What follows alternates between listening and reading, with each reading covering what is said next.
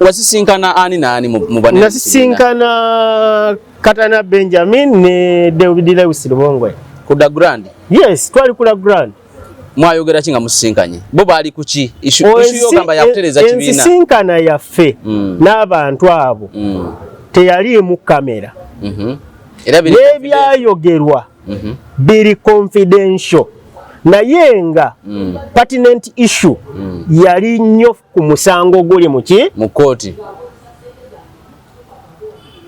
nga bagamba omusango tugujjeyo nga nze mbabuuza tugujjayo tutya ku ground ziki ne tudiscussinga be twadiscussinga era ensisinkano eyo ye yasembayo kubanga nze nabagamba kye nabagamba nga nkisuubira nti balina olukiiko oluneneko lwe balina okwanjulira bye nakola ki bye wabagamba balyoke banzirire kye batakolanga simanyi oba bye nabagamba byabasukirirako obunene simanyi oba olukiiko terunnaba kutuula so I'm still waiting for a feedback from them. So bine byogamba nti bo bajja ku table ne bilioni emu n'ekitundu mbwenga magala bilioni 5 si bituufu omuwendo gw'essente mu bigambo nga bw'ogwogera si biki si bituufu kakati omuntu yali alowooza nti tunoonya nsimbi kale zizo bazituwadde ne tuzigaana kanyama ntono kayana eri mu nkwawa era twali badde Lubongoya ne Katana we bajja bo bajja na ground ya ssente yokka wajja ku hoteli wali okusinkana ground yabo yali ya ssente yokka era bwendaba zali nti nga tezikumala ne banno because kati omusango toli muweka teri ssente zimala amwe team leader naye nina ebintu ebisuka ku ssente ensonga gye nsinga okusosowaza nti olwaleero nina abagoberezi abasukka mu millions gwe simbwa teeka ya muzeeyi Kibalama eri kikubina ebigenda mu maaso yali we are a team which has leaders so I'm leading the team kubanga muzeeyi Kibalama mulwadde naye buli kye tukola kyonna it is in conformity with the team ali aweya leba kuba nti mulwadde era tumusabira Mukama amusuuse kubanga yali baddewo n'alaba abantu abatendeke bavuga batya ensonga so omutafuna bwenkanya mu kooti kye kiddako eri basi nze nina essuubi ddene mu kooti siringa bannange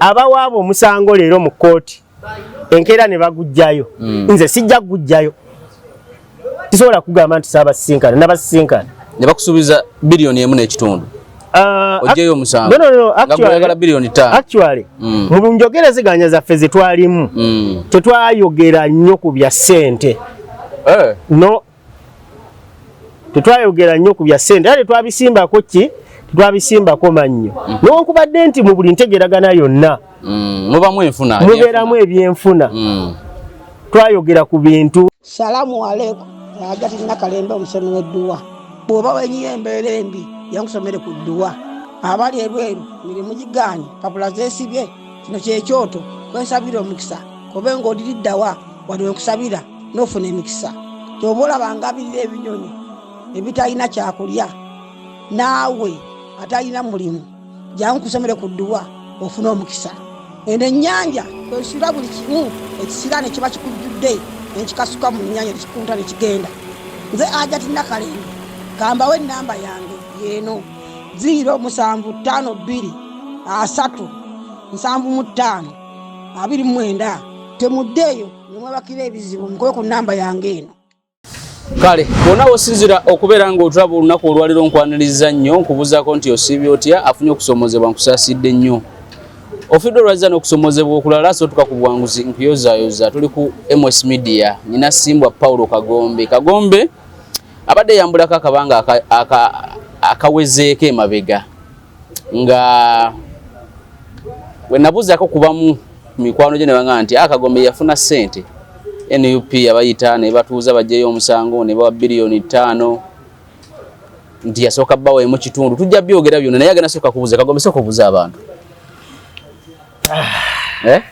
ngosa kikowe amawulire ge mawulire sebo nsanise nnyo kula nange okusanga sebo njagala okutwala omukisa guno okubuuza ku balabi ba MS Media ate naawe okwebaza mukulu Sekanja Komatiya kubanga ebintu bino birimu okusoomooza naye bwe muyimirira kiwa eggwanga confidence nti the fourth estate tumulinawe mututuusizza naffe okulaba nti ebintu bino bwe tujja ne tubigamba abantu baffe kiyamba eggwanga okulaba direction kijja tulina okuba nga tukola ki atukwata.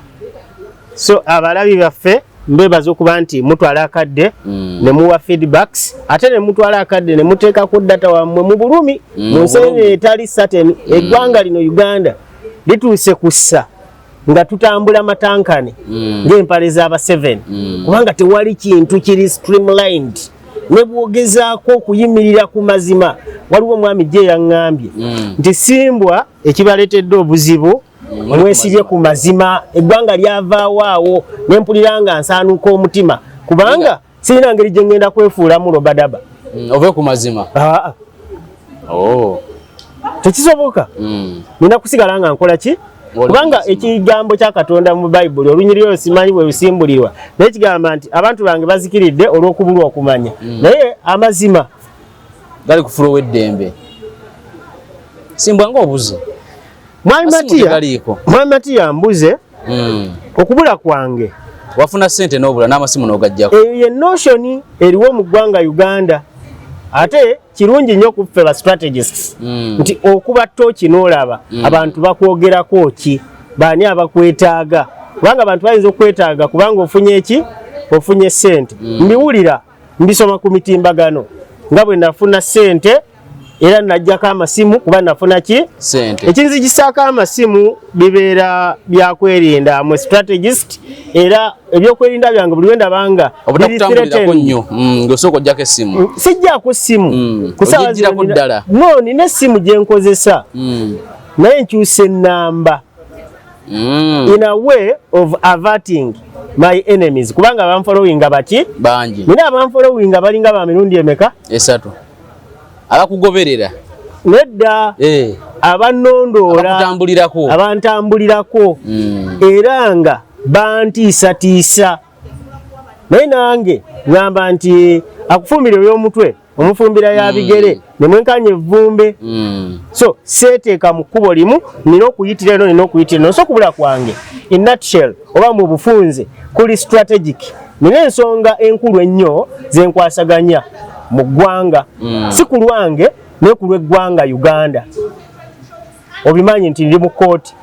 Kooti erina abantu beetiisatiisa. Sigamba nti kooti etiisatiisa abantu naye omusango guli mu kooti gulina abantu abagulabanga threat.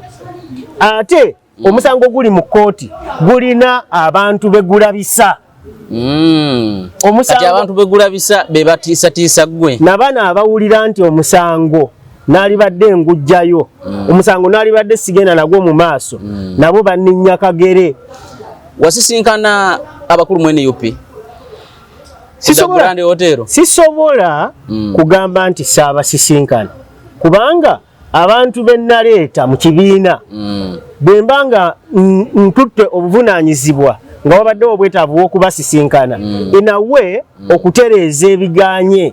Sisobola kugamba nti saabasisinkana nabasisinkana. Ne bakusuubiza biliyoni 1.5 ojjeyo omusango nga biliyoni 5. Actually mu njogerezeganya zaffe ze twalimu tetwayogera nnyo ku bya ssente. No, tetwayogera nnyo ku bya ssente era tetwabisimbako ki tetwabisimbako mannyo newankubadde nti mu buli ntegeragana yonna mubeeramu ebyenfuna twayogera ku bintu ebyenjawulo omulina butya bwe mmaze emyaka 5 nga sirina kyenganyuddwa mu kibiina sifuna musaala mu kibiina tebangobangamu nti baba bampandikidde ebbaluwa naye ekiŋŋaana okubeera mu corridors kwe kuba nti office gye nalina okuba nga ntuulamu teyatondebwawo ate nga kitaalibwawo office eri mu ssemateeka naye ku kitebe teriiko. Kati nyala tugende mpola. Wasisinkana ani naani mu bane? Nasisinkana Katana Benjamin ne David Lewis Lubongwe. Kuda Grand? Yes, twali kula Grand. Mwayogera kinga musisinkanye. Bo bali kuki? Issue yo kamba ya kutereza kibiina. Ensisinkana yaffe n'abantu abo teyali mu kamera era nebyayogerwa biri confidential naye nga pertinent issue yali nnyo ku musango guli mu kooti nga bagamba omusango tugujjeyo nga nze mbabuuza tugujjayo tutya ku grounds ki ne tudiscussinga be twadiscussinga era ensisinkano eyo ye yasembayo kubanga nze nabagamba kye nabagamba nga nkisuubira nti balina olukiiko oluneneko lwe balina okwanjulira bye nakola ki bye wabagamba balyoke banzirire kyebatakolanga simanyi oba bye nabagamba byabasukkirirako obunene simanyi oba olukiiko terunnaba kutuula so I'm still waiting for a feedback from them. So bino ebyokugamba nti bo bajja ku table ne billion emu n'ekitundu mbwenga mwagala billion 5 si bituufu omuwendo gw'essente mu bigambo nga bw'ogwogera si bituufu naye nze bwe mbawa proposal babeerako nabo bye banziramu ne bye banziramu byali tebiwoomya nakabululu ne bagamba saagala mwetemengalike ndagala mugende mu lukiiko luli olunene mulutegeeze nti abatandisi b'ekibiina era abaatuleeta bino bye bakola ki bye baproposinga olukiiko lukubaganye lukomewo gye tukola ki gye tuli ekitanaba kubanga kikolebwa kati bo mukwawukana bagamba bati katugende tutuule of course bangamba nti bagenda kubanga batuula they would get back to us but mu njogera yaabwe wabalaba otya because waliwo wajja okutesa mu njogera yaabwe ng'era bulijjo bwe nzize mbagamba buli lwe mubanga mulakinga internal cohesion mu kibiina ekibiina bwe kibanga tekitambulira mu caucusing temusobola kubeera na bintu bye musalawo bya simbalaala this is the biggest problem the party has era nze okubasisinkana nali mbatestinga bwongo bwabwe kulaba have they moved to that level kubanga abantu bano jja kwesanga timwami Rubongoya okuleka okubeera secretary general wa NUP tomulabangako mu kitaba kyonna tomulabangako mu struggle yonna he has not even moved anywhere tabeerangako omukulembeze wantu wonna naye katana naye abadde lawyer abadde akolera internal affairs tabeerangako mu leadership eri awo mu bino byaffe ebya political but of course you give them a benefit of doubt ti emyaka 5 gye babadde mu public domain emyaka 5 gye babadde mu byobufuzi nga bafunako n'omukisa ne batulako mu nkiiko nga NCF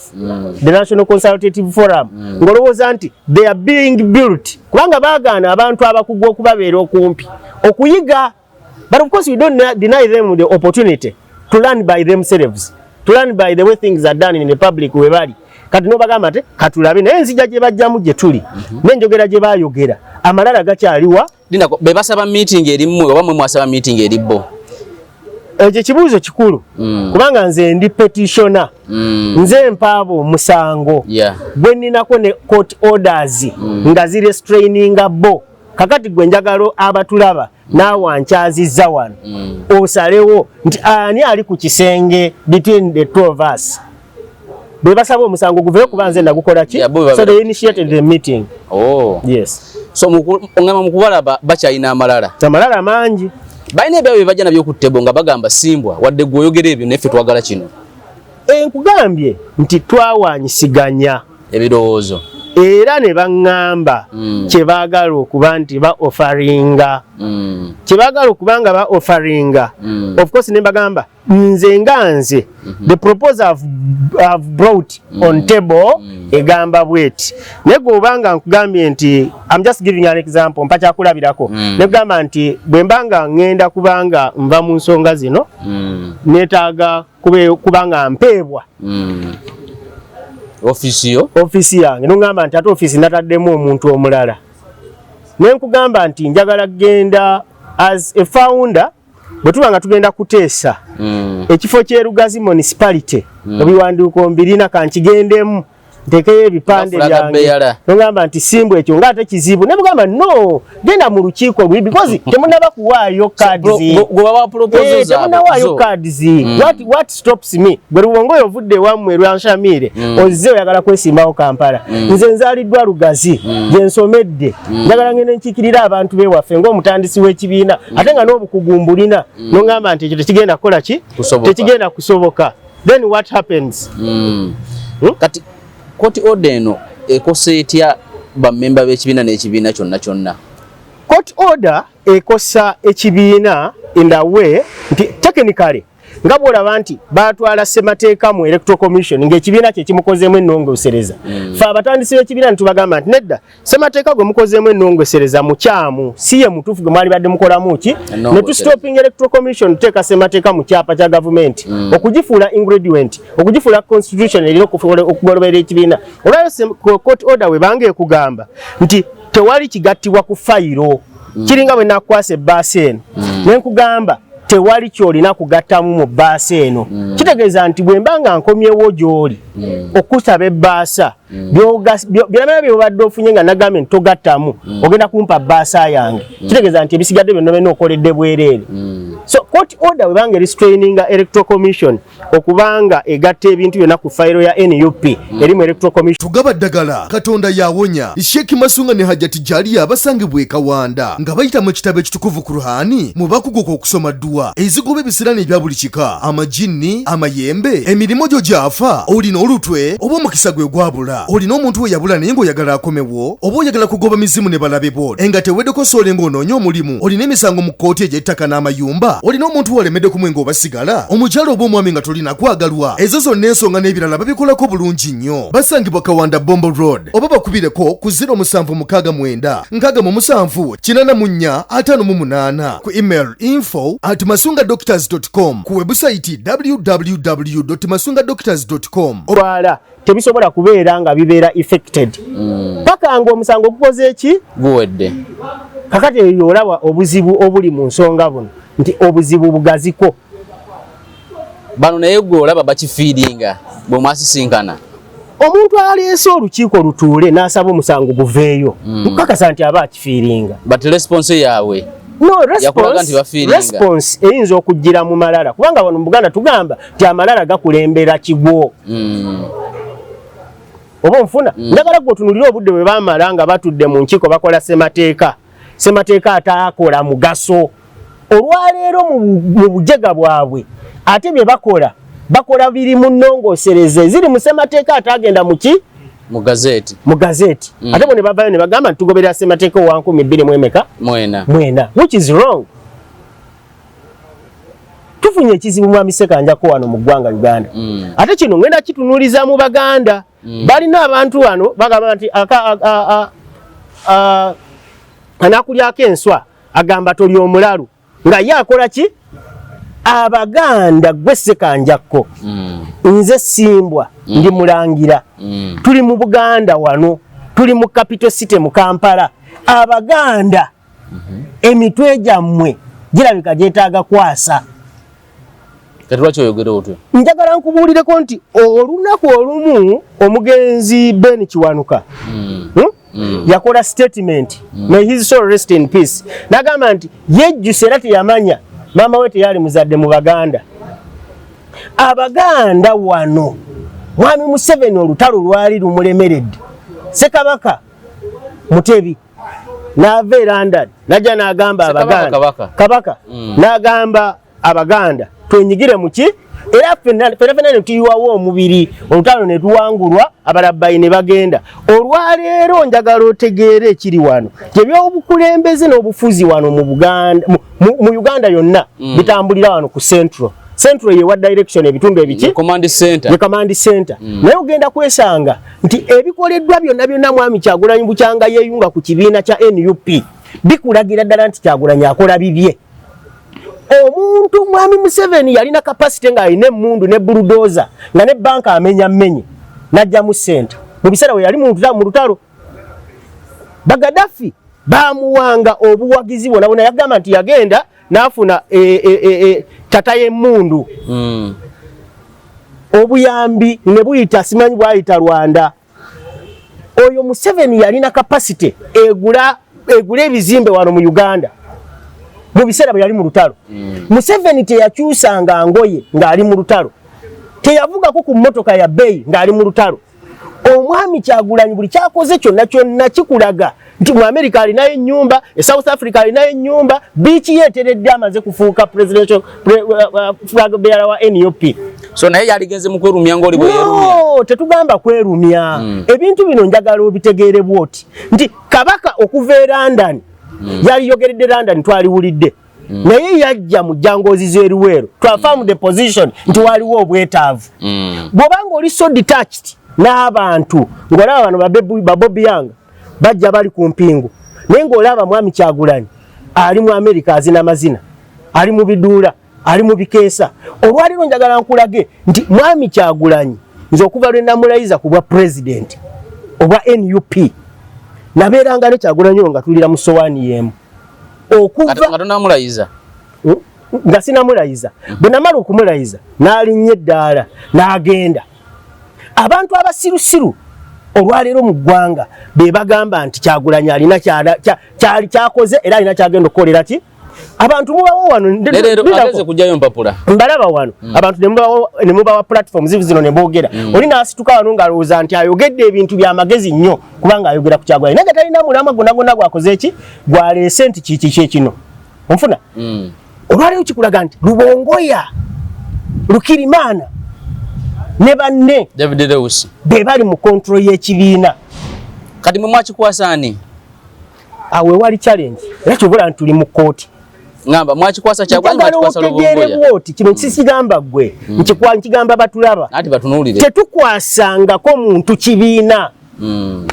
Buno obukulembeze bubeera rotational. Gwe walayizaani okulayiza omuntu ssemateeka agamba ki? Abaalayidde kukola ki? Kufuuka omukulembeze buvunaanyizibwa obwo bwalina okubanga akola. Yafuuka driver. Not really. Constitution egamba ki?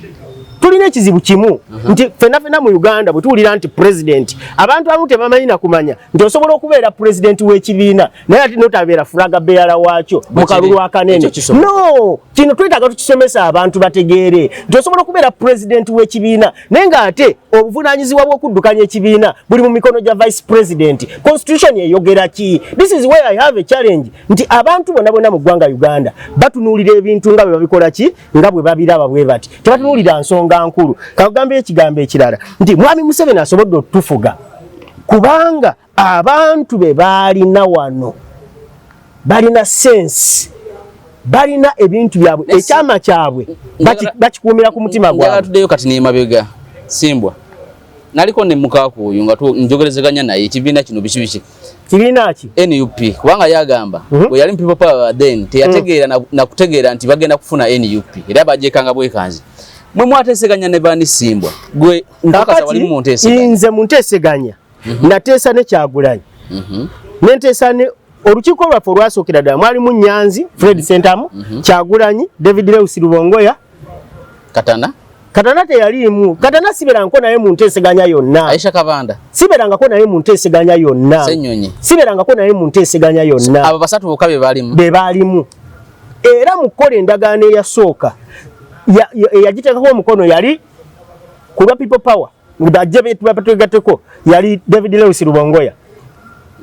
Eyakiikirira omulala yali Nyanzi. Abo bonna bakatana tebamanyi bajjowero tebamanyi ne ku ndagaano eyo tebaliiko era bwe bagamba singa endagaano eyo saagiriikinga mu media tekyali badde tekimanyibwa wantu wonna kubanga baali deceptively ne balimba ne bannaabwe mu kuba n'okubalimba ate bo ne bajja ne babagamba nti abasajja batuguzizza buguza.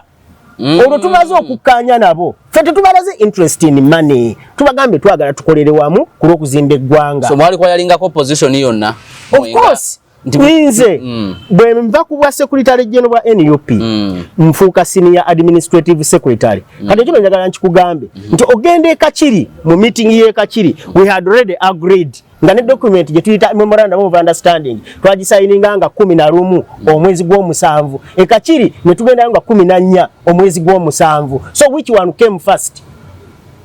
Endagaano ye yasooka ne tubakkiriza mujje tukolere wamu. Kati nno nze nagenda ne ku NASA ne nkubisa t-shirt za NUP mu bujega nga ndowooza nti nabo bagenda kuleeta tiimu yaabwe nakimanya ng'ennaku z'omwezi 12 ne bagamba banaye tulemereddwa okubanga tubayambako ku facilitation olukiiko oluli okubanga lutuula nga lugazi. Onfuna? Nkufuna. Ne tugenda kukola bwetti ne bwetti ne bwetti. Which we agreed about kubanga twali tumaze okuyingira mu ndagaano nabo tubakkiriza mujje tukolere wamu. Kati nze kye nalowooza nti nga bwe twali kola endagaano nti egenda kubeera reviewed after 1 year. Endagaano eyo baagaano gituukiriza wadde akatundu akamu ku yo. Omwaka bwe gwaggwako ne mbawandiikira ne bagaana okuddamu okugireviewinga. So obusungu bwange na bano buzenga bujungululwa kubanga balinako obusungu naye nagenda okutegeera nti abantu bendiringa nabo they are hopeless. Maybe balina waliwo category nti Kyagulanyi bwabanga tali mu buwambe tategeera.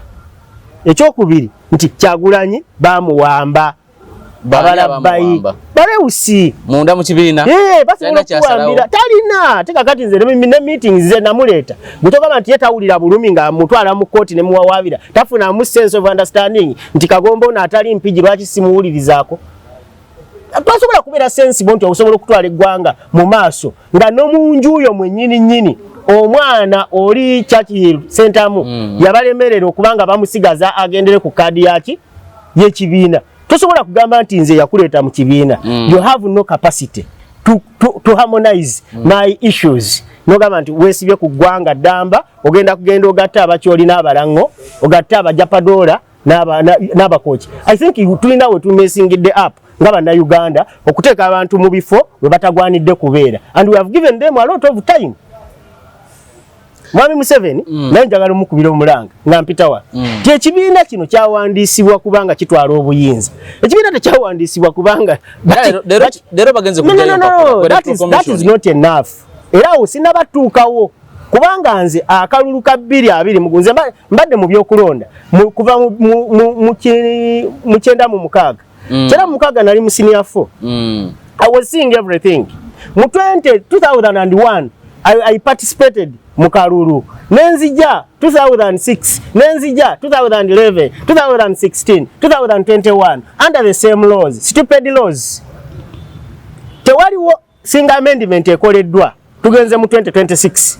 Mwami Kyagulanyi mu 2022 yayimirira n'agamba tasobola kudda mu kalulu kubanga aba musiru 2026 azenera badaba style akugamba nti protestive vote naye bwomubuza nti protestive vote kitegeeza ki agenda kugamba nti munonde nnyo n'ababaka ba NUP mbalonde nnyo because he has tested the money that comes from Electoral Commission and iPod like things. Nti sente zino bwe zijja ffe tulina ebintu bingi nti nga batandisi b'ekibiina tulina access to information mu Electoral Commission.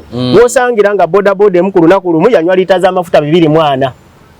Bodaboda balwana kulaba nti omusingi 240 ngeta mu distance tetwamanya kubanga tebagiteekako naye bakola bukozi receipt laga nti bodaboda eno yatambula liita 240 n'ekyo mirimu gya kibiina. Yes, balwana kulaba nti balaga accountability. Of course tebali so much talina obwongo obwo sibulabawo kubanga otunuulira olwaliro nti Mathias Mpuuga avuddewo n'agenda under very unclear conditions. Olwaliro nga Joel Ssenyenyi bwe yali ng'akyali mu katiko kali akakosase bwe bagenda eggulu basanga nga akatebe kamu bakagula miliyoni meka 2. Akatebe akatebe report eyo yaba mutulaki oba ogijjukira. Ssenyenyi yali mukambwe nnyo kuba mutulaki Uganda Airlines. Olwaliro twawulidde nti Uganda Airlines ezo Boeing tezikyali abali bazikola baggalawo. Company yaggalawo tebakyasobola funa spare. Kitegeeza nti once it breaks down it is closed. Kitegeeza kyekyo obubuyabuya obubuguyavu okweyagaliza zenge eziri mu bukulembeze bwe tulina olwaliro njagala tugale bwetti nga tetunaba kumalanga Uganda ne bannayuganda nti tukutte emitwe gyaffe ne tujazika abantu abeenoonyeza ebyabwe batusalirewo batutegeerere. Omuntu eyajja ng'alina ayambala siripa emu ya bbulu endala ya green mu myaka 5 alina apartments 7 mu myaka 5 na apartments 7 akola mulimu ki munnabyabufuzi era mukulembeze wa kibiina afuna sente mmeka apartment zino zigatta ne omusaala gwe allowance na buli kimu tebigatta kati wenkubira omulanga eri bannayuganda ntute ku bigere twebuuze eggwanga liragawa bino bye tukola bitugattako Simbwa ku nsonga y'omusango guno guli mu kkooti ending point yakyo mukulaba kweri ki ekyokubiri omusango no gusobola okusaba candidate ba NUP abagala okuvuganya ku kaadi omusango oguli mu kooti tuwaabira abakulu abo kujungirira ssemateeka era ssemateeka gwe bakoleramu singa kooti ekizuula nti ssemateeka mujingirire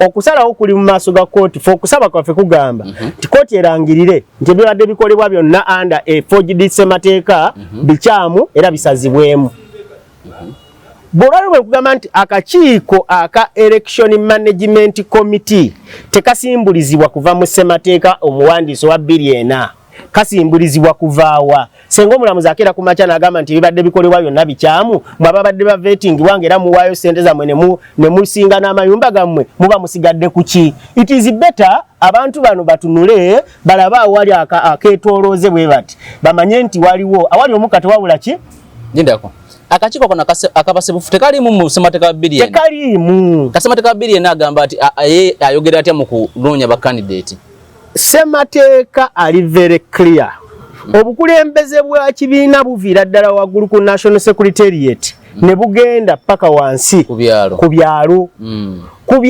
eyo ku buli mutendera waliyo a replica of the national executive committee tulina ne kiriyita village committee now obukulembeze era bano abantu bonna boolaba nga walina kubeerawo kamyufu nga kabeera eyo ku mitendera egy'enjawulo bali abeeri exactly kati ab'emitanda be balina oluweereza candidate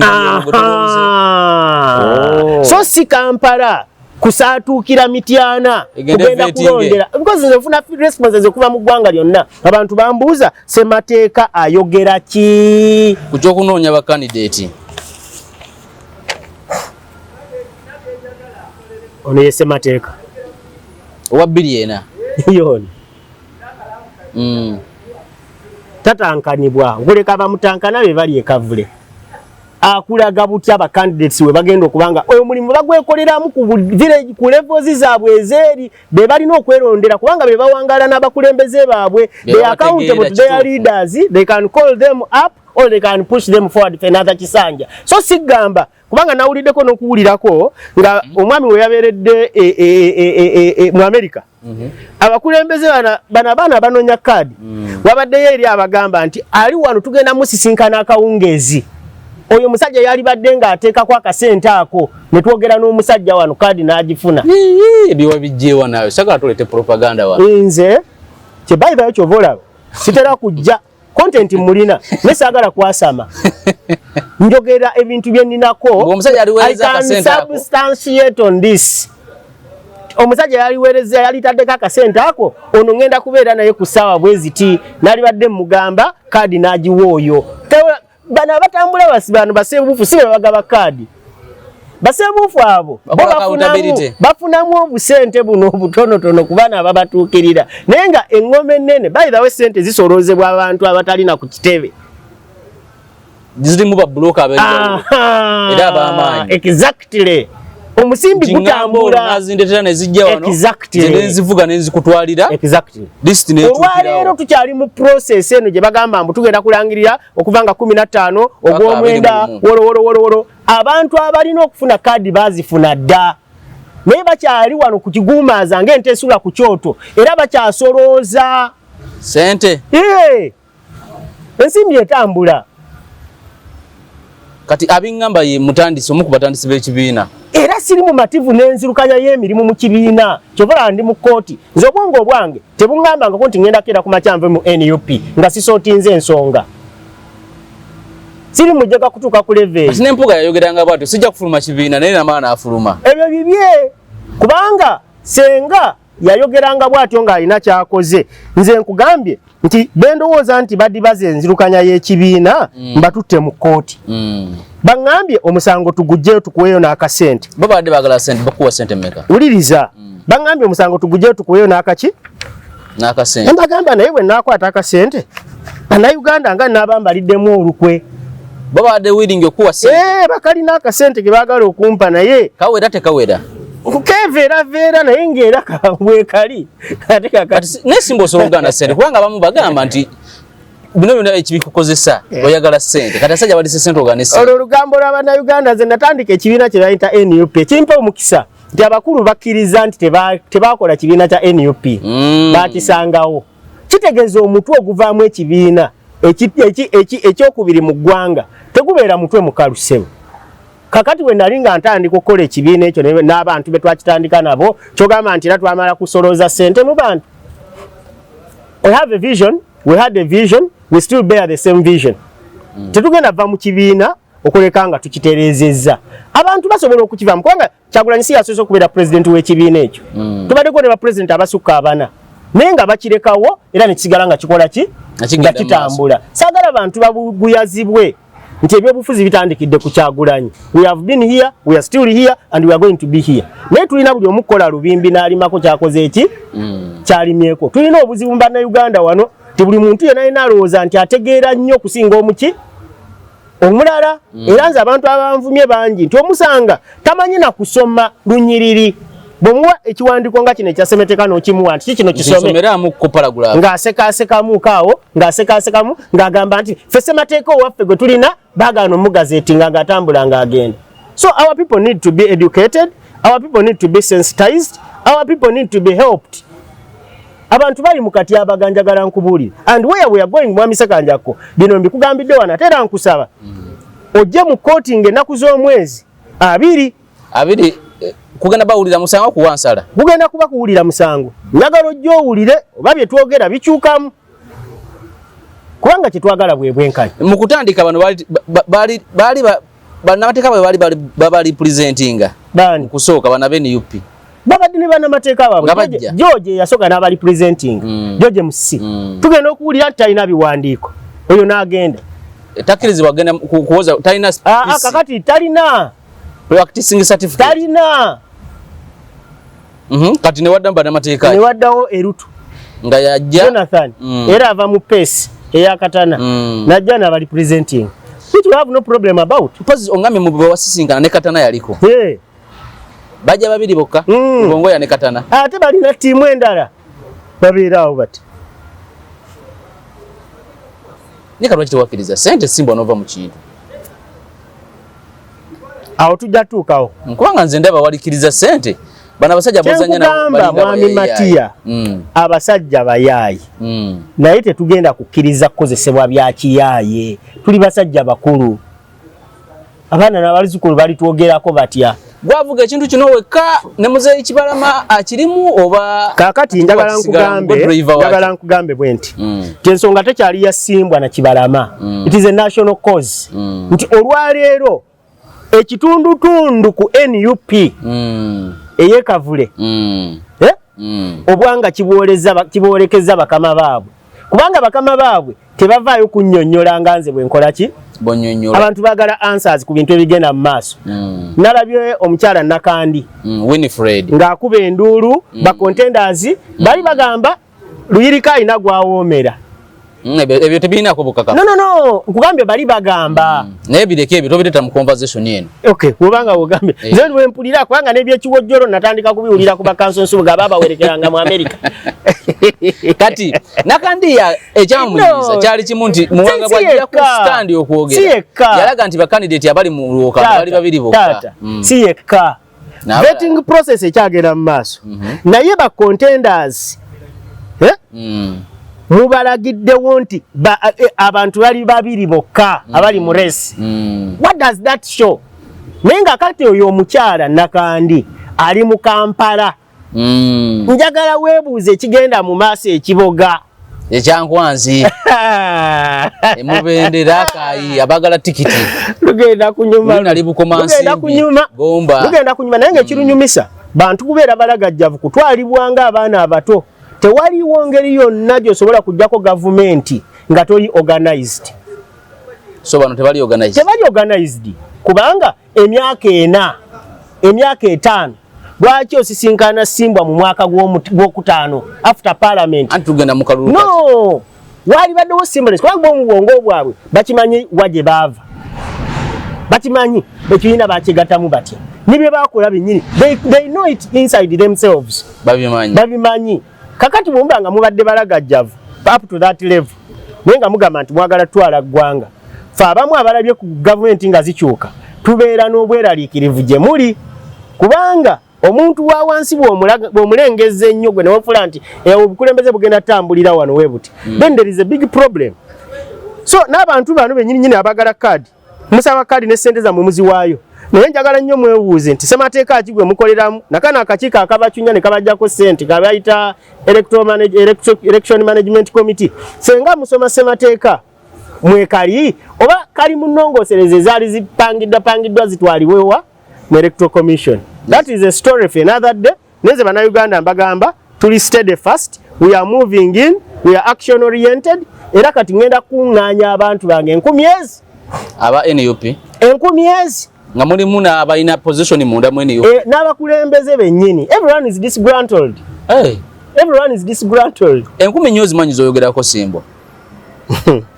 Mwami gundi mbadde ssaabawandiisi w'ekibiina tebayita omanya ebisinga okuluma abantu bye bino nze mbadde ssaabawandiisi wa kibiina nze nkyusa ekibiina kifuula NUP kakati bw'ombuuza ekyo nakyo wampa kipyaza nali manyi bano be baakyusa baasooka ne babafeeraawo ne bagamba be baakyusa naye bagenda okulanga akaliro kaweze bagamba owaayi tetujja kwogerera bye tutamanyi because nokyowera ayogera kirala Madada Saudi futu soja tasalawe futu soja ayinza okuyimirira looyo omutendeke mu maaso n'agamba tetwetaaga mu musango olwo taba futu soja wa bulijjo abawanjawulomu. Abantu bano njagala nkubulire nti abakulembeze bali wansi kati baliwa wansi bafutu soja be baliwa kyogamba nti kati omanyi Sewanda gye yangamba nti oba yangamba nti endogoyi inosika ekigaali so si kigaali kusika ndogoyi nena nga kati mwenu ipi ekiriwo ekigaali ekisika endogoyi kati bafutu soja. This is what is happening kwanga Sauda Madaja ojawa Odesity eyingira mu senior council omukazi akoze kaweefubo kulanga abantu tebabira mu makomera n'omubeerako n'omuteekako olukongo n'omugabano ga nti abasibe bagambye gwe who is Sauda Madada kati bwanga tuogamba nti Luwongoya cannot say anything. Era namulabyawo nga bayisa abo abakyala ababiri Malende ne Luyirika nga mulaba awo yabeerawo nga yeemoolamoola akolaga kyayogera yabikwasizza Muwanga Kivumbi naye n'abeeri Ebutambala Ebutambala bamugamba tadda Ebutambala Muwanga Kivumbi naye bamunoonyanga mubbi wa kasimu kale yeyo ensi gye tulimu kaadi eyo olwaleero it is not an automatic thing. Era njagala abantu abawaayo ssente zanga balowooza nti banafuna kaadi batunde ebyabwe kubanga kaadi egenda batwala abantu olwaleero balabuseemuuko tebajja kumala gakola ki gatiikinga. However all said and done nze siri musanyufu n'oludda oluwabula gavumenti emyaka gyonna gye tugenze mu kalulu olwaleero walibaddewo semblance of understanding nti tulina okukyusa mu mateeka agafuga ebyokulonda mu ggwanga Uganda if we need a better country nga tebanoonya bufo walibaddewo big discussion about the laws governing elections in this country. Nibo ziba nga tezibaddeewo ng'olaba abantu buli omu afiira ku munne buli omu akola kibiina kugenda kulwanira constituencies then it means ne bazzukulu ba Mwai Museveni bagenda tufuga because they are steadfast. Omulimu gwa jjajjaawe oli omwana Luhamya omulimu gwa jjajjaawe katugufuuse mulimu gwa ku mugugu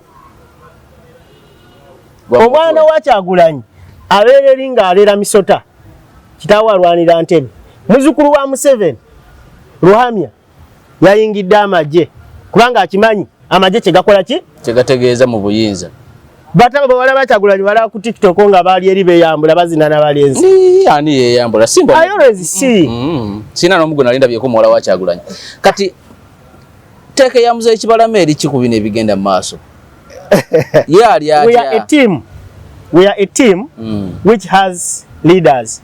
So I'm leading the team kubanga Muzeeyi Kibalama mulwadde naye buli kye tukola kyonna it is in conformity with the team. Ali aweya naye bakuba nti mulwadde era tumusabira Mukama amusuuse kubanga yali baddewo n'alaba abantu abatendeke bavuga batya ensonga tulina givuga from the first dot up to the last dot. Kakati omuntu yali alowooza nti tunoonya nsimbi kale zizo bazituwadde ne tuzigaana kanyama ntono kayana eri mu nkwawa era twali badde Lubongoya ne Katana we bajja bo bajja na na ground ya sente yokka. Wajja ku hotel wali okusinkana. Ground yabo yali ya sente yokka. Era bwendaba. Zali ntini nga tezikumala. Ne banno. Because kati omusango toli muweka. 30 sente zimala. Amwe team leader. Naye nina ebintu ebisuka kuki? Ku sente. Ensonga gye nsinga okusosowaza nti olwaleero nina abagoberezi abasukka mu million yes. Gwe simbwa. Ezi naye nga sesimbyewo. Nga ba NUP. Across board waliwo abali mu DF, waliwo abali mu PPF, waliwo abantu abali mu people power ne basigala nga tebayinze mu NUP naye nga bali fundamental bagamba katulinde ebintu ebinaatereera ani alina otereeza ebintu yeffefe nnyini abaabitandika era ffe tulina obikola ki kubanga olaba nti abazze nga babyeyungamu bitokota nnyo ne babibuukamu ne badda ebweru naye ffe ne tusigala nga tugamba nti wano awatokote nnyo we tulina okubanga ekyuma kisaanuukira. So kati olinda kiva mu kooti? Kooti sirinda kivaayo, ffe tuli mu kooti. Wabuli mu kooti? Ate omulamuzi anaasala bye tutamugambye. Ate si mwe mulina omugamba, omulamuzi asala okusinziira ku bujulizi obuleeteddwa enjuyi zombi. Exactly. Kakati tetusobola kulindirira biva mu kooti, ffe tulina obikola. Kyekibuzaabuza abantu. Omulamuzi tatukimangako kuva waffe, tujje mu kooti. Ffe twagenda mu kooti. Whoever presents evidence yawangula omuki? Omusango. Yensonga lwaki tulemedde mu kooti kubanga tulina obuki? Obujulizi.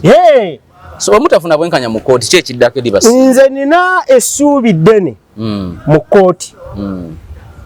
Siringa bannange abawaaba omusango leero mu kooti enkeera ne bagujjayo. Nze sijja kugujjayo. Kakooti esale amazima naffe tufuuke ab'eddembe. Tuyenza simbwa olwaleero tugenda kukoma wano. Nkwetaaga ne ttiimu yo mu kooti nga ku Lwokusatu ng'ennaku z'omwezi 2. Olwokusatu luno okwosenkya. Mujje mutuyambe eggwanga litegeere nti omusango gye guli kuba bannaffe bagamba nti omusango teguliyo mu kooti. Bongere okusolooza. Bagamba abawagizi gwavaayo omusango omu gwavaayo buli ababuuza bamugamba omusango gwavaayo dda. Kubanga bo baali bakirowooza they predicted nti ffe tujja kusobola ku resistinga kusikirizibwa busente tujja kujjayo muki omusango. Ne balikola ripooti enfu ne bajjuwa abawagizi baabwe. Omusango teguliyo mu kooti. Ngani ayogera ebyo? Sekretary General w'ekibiina? Balina aboogezi bangi. Kale, Simbwa tugenda koma wano. Tujja kutandikira. Wona obadde osinzira okubeera nga otulaba ne Simbwa Paulo Kagombe. Ngambe yali ssaabawandiisi wa National Unity Platform. Wekiri? Oba wali wa National Unity Reconciliation? Nali ssaabawandiisi. Kale, omu ku batandisi ba NUP tukomye wano. Tujja tandikira awo akuuma atakuumira mpeera.